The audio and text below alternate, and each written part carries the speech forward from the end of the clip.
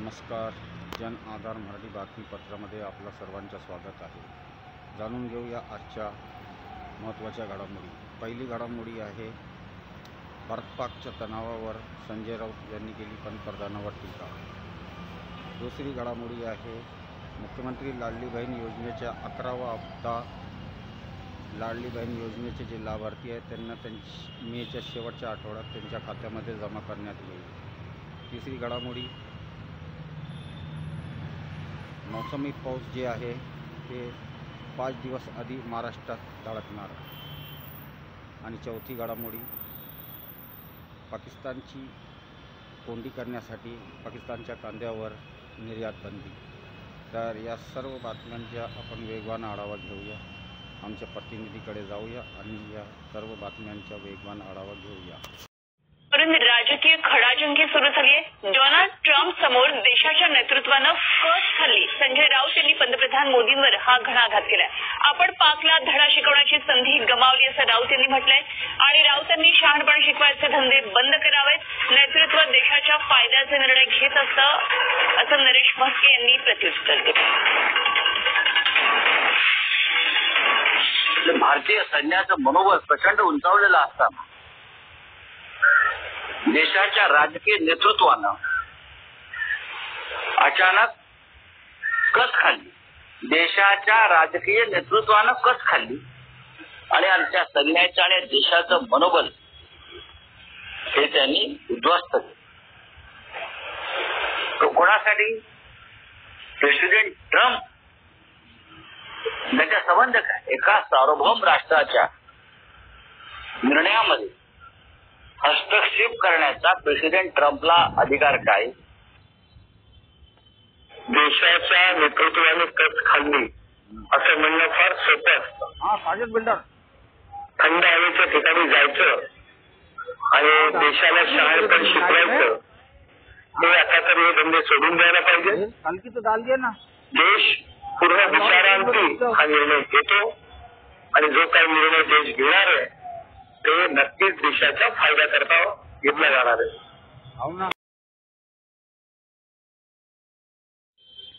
महिलांसाठी मुख्यमंत्री माझी लाडकी बहीण ही योजना त्या निमित्ताने आणली आणि देशामध्ये अशा पद्धतीच्या वेगवेगळ्या योजना असतील. पण 2.5 कोटी लाभार्थी असणारी महाराष्ट्र राज्य हे एकमेव राज्य आहे आणि इतक्या मोठ्या संख्येने आपण त्या महिलांना आज 1500चा लाभ हा दर महिन्याला आपल्या सरकारच्या माध्यमातून विभागाच्या माध्यमातून देत आहोत. आम्ही काही बँकांसोबत करार केला. आज बँक ऑफ महाराष्ट्र असेल, आज जे रुपे कार्ड आपण त्यांना दिलं, जसं आपल्या प्रत्येकाच्या पाकिटामध्ये क्रेडिट कार्ड असतं तर तशा पद्धतीने एटीएम कार्ड जसं असतं तसं हे रुपे कार्ड आहे. म्हणजे ज्यांचं बँक ऑफ महाराष्ट्रामध्ये अकाउंट आहे आणि 1500 त्यांच्या खात्यामध्ये जात आहेत तर त्यांना जर क्रेडिट कार्डचा वापर करायचा असेल तर हे रुपे कार्ड आहे आणि त्याचा वापर करू शकतात.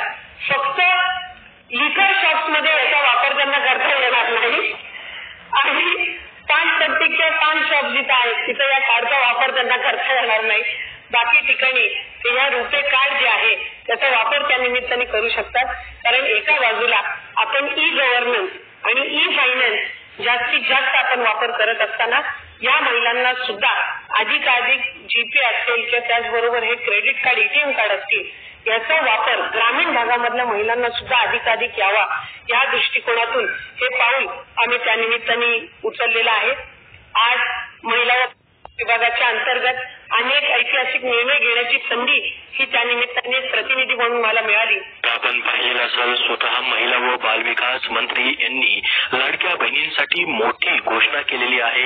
लाडक्या बहिणींना लवकरच गिफ्ट भेटणार आहे. ते काय असणार आहे त्याची माहिती आपण पुढे पाहणार आहोत. त्यांनी सांगितलं की आम्ही 1500 रुपयांनी ही योजना चालू केलेली आहे आणि प्रत्येक महिन्याला तुम्हाला 1500 रुपयांनी याचा लाभ भेटतच राहणार आहे. व्हिडिओच्या सुरुवातीला लाईव्ह मध्ये ते एका कार्यक्रमामध्ये बोलत होते, ते आपण ऐकलेलं असेल. म्हणजेच तुम्हाला आता मे महिन्याचा हप्ता देखील भेटणार आहे जो की तुमचा 11वा हप्ता असणार आहे.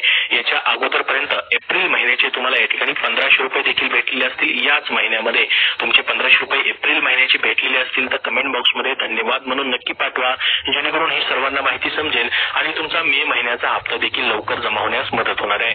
तर बघा नेमकं त्यांनी काय म्हटलेलं आहे, एका कार्यक्रमामध्ये बोलत होते, डिटेलमध्ये आपण पाहणार आहोत आणि मे महिन्याच्या हप्त्याबद्दलची देखील माहिती पाहणार आहोत. बघा लाडक्या बहिणी 21 रुपये कधी मिळतील या प्रतीक्षेमध्ये असताना महिला व बालविकास मंत्री आदिती तटकरे यांनी मोठी घोषणा केली आहे. त्याची सविस्तर माहिती आपण पाहणार आहोत. बघा मात्र प्रत्यक्षात आता सरकारने आपल्याला माहित असेल मागच्या काही दिवसामध्ये तुम्ही पाहिलेलं होतं की मे आणि एप्रिल महिन्याचे 3000 रुपये भेटतील असं देखील सांगण्यात आलेलं होतं. न्यूजमध्ये ही माहिती होती, मात्र त्याची घोषणा करण्यात आलेली नव्हती. मात्र आता सध्या फक्त एप्रिल महिन्याचेच म्हणजे या ठिकाणी 1500 रुपये तुम्हाला जमा केलेले आहेत. मे महिन्याचा हप्ता जो आहे तो जमा झालेला नाही. 2 मे रोजीपासून या ठिकाणी एप्रिल महिन्याचे 1500 रुपये तुम्हाला मिळालेले आहेत.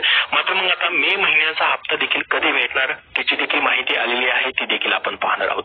खरं तर बघा एप्रिल हप्ता जो आहे नुकताच तुम्हाला 1500 रुपयाचा जमा केला या महिन्याच्या पहिल्या आठवड्यामध्येच. अशामध्येच मेच्या हप्त्याबाबत तुम्ही विचारणा करू लागलेले असाल, तुम्ही त्याची वाट पाहत असाल. तुम्ही याची वाट पाहताय का? मे महिन्याच्या 11व्या हप्त्याबद्दल कमेंट बॉक्समध्ये येस म्हणून नक्की टाईप करा, जेणेकरून सर्वांना ही माहिती समजेल आणि तुमचा मेचा हप्ता देखील लवकर जमा होणार आहे. बघा याचे कारण असे की प्रसार माध्यमांमध्ये म्हणजेच न्यूजमध्ये आपण पाहिलं होतं की एप्रिल आणि मे महिन्याचे दोन्ही मिळून 3000 रुपये दिले जातील असं बोललेलं जात होतं. परंतु सध्या तरी तुम्हाला फक्त एप्रिल महिन्याचाच हप्ता या मे महिन्यामध्ये भेटलेला आहे. मग मे महिन्याचे नेमके पैसे या ठिकाणी कधी भेटतील? बघा न्यूजमध्ये जी माहिती दिली त्यामध्ये सांगितलेलं आहे 3ऱ्या किंवा 4थ्या आठवड्यामध्ये हे पैसे तुम्हाला मे महिन्याचे म्हणजेच 11व्या महिन्याचे या ठिकाणी 11वा हप्ता जो असणार आहे तो तुम्हाला दिला जाणार आहे.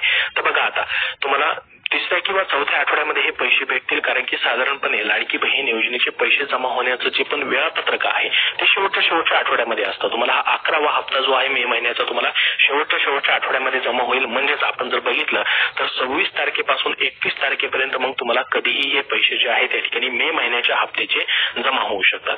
बघा आता स्वतः महिला व बालविकास मंत्र्यांनी कार्यक्रमामध्ये बोलताना नेमकी काय माहिती दिली त्याची देखील माहिती आपण पाहूयात. मे महिन्याच्या हप्त्याबद्दल तुम्हाला सांगितलेलं आहे की शेवटच्या आठवड्यामध्ये हे पैसे तुमचे जमा होतील, त्याबद्दल तुम्हाला काळजी करायची आवश्यकता नाही. कारण की सध्याच्या अर्थसंकल्पामध्ये 2025-26च्या या ठिकाणी 36,000 कोटी रुपयांची तरतूद करण्यात आलेली आहे आणि ही योजना बंद होणार नाही. ही योजना कायमस्वरूपी चालू राहील. प्रत्येक महिन्याचे तुम्हाला 1500 रुपये लाभ भेटत राहील असं देखील स्वतः महिला व बालविकास मंत्र्यांनी व्हिडिओच्या सुरुवातीला सांगितलं. त्यांनी बोललं की 1500 रुपये आम्ही प्रत्येक महिन्याला या योजनेचे देतोय आणि स्वतः उपमुख्यमंत्री असतील मुख्यमंत्री असतील यांनी देखील सांगितलेलं आहे की ही योजना कायमस्वरूपी अशी चालू राहणार आहे आणि 2025-26 हे पूर्ण वर्षभर तुम्हाला पैसे भेटतच राहतील. कारण की ही 2025-26 साठी जी तरतूद करायला पाहिजे होती अर्थसंकल्पामध्ये जे अधिवेशन झालं मार्च महिन्यामध्ये त्यामध्ये करण्यात आलेली आहे. बघा आता राज्यातील महायुती सरकारसाठी मुख्यमंत्री माझी लाडकी बहीण योजना एक गेम चेंजर ठरली आहे. या योजनेअंतर्गत पात्र महिलांना प्रत्येक महिन्याला 1500 रुपये डीबीटीद्वारे या ठिकाणी थेट त्यांच्या खात्यामध्ये जमा केले जातात. विधानसभा निवडणुकीच्या काळात लाडक्या बहिणींना 1500 रुपये ऐवजी 2100 रुपये देण्यात येतील असं आश्वासन देखील महायुतीच्या नेत्यांनी दिलेलं होतं. मात्र लाडकी बहीण 21 रुपये कधी मिळतील या प्रतीक्षेमध्ये असताना आता महिला व बालविकास मंत्री आदिती तटकरे यांनी एका कार्यक्रमामध्ये मोठी घोषणा देखील केलेली आहे. 21 रुपयाबद्दल मात्र निर्णय झालेला नाही. तुम्हाला सध्या फक्त 1500 रुपयाने प्रत्येक महिन्याचा लाभ जो आहे तो भेटत राहणार आहे. 21 रुपयाबद्दल जसा निर्णय होईल तशी तुमच्यापर्यंत माहिती जी आहे शेअर केली जाईल. त्याबद्दल जसं उपमुख्यमंत्री असतील मुख्यमंत्री असतील आणि महिला व बालविकास मंत्र्यांनी सांगितलेले की त्याच्यावरती काम चालू आहे. योग्य वेळ आल्यास त्यावरती निर्णय घेण्यात येणार आहे. जाहीरनामा 5 वर्षासाठी असतो असं म्हटलेलं आहे स्वतः उपमुख्यमंत्र्यांनी. म्हणजेच येणाऱ्या पुढच्या 5 वर्षामध्ये कधी हा 21 रुपयाबद्दलचा निर्णय होऊ शकतो. 600 रुपयाने तुम्हाला त्यामध्ये वाढ करून देखील दिली जाणार आहे आणि ते वचन आम्ही पूर्ण करणार आहोत असं वेळोवेळी या ठिकाणी सांगण्यात येत आहे. तर बघा आता नेमकी काय माहिती दिलेली आहे त्यांनी एका कार्यक्रमामध्ये बोलताना त्याची माहिती आपण बघूयात. राज्यातील महिलांसाठी सुरू असलेल्या मुख्यमंत्री माझी लाडकी बहीण योजनेचा लाभ आता आणखी सुलभ आणि आधुनिक तंत्रज्ञानाच्या माध्यमातून मिळणार आहे. या योजनेच्या विस्ताराचा भाग म्हणून लाभार्थी महिलांना बँक ऑफ महाराष्ट्राच्या माध्यमातून रुपे कार्ड वितरित करण्यात येणार असल्याची घोषणा या ठिकाणी महिला व बालविकास मंत्री आदिती तटकरे यांनी नाशिकमधील एका कार्यक्रमामध्ये बोलताना दिलेली आहे. आपण व्हिडिओच्या सुरुवातीला देखील ते पाहिलेलं असेल, लाईव्ह मध्ये ते बोलत होते.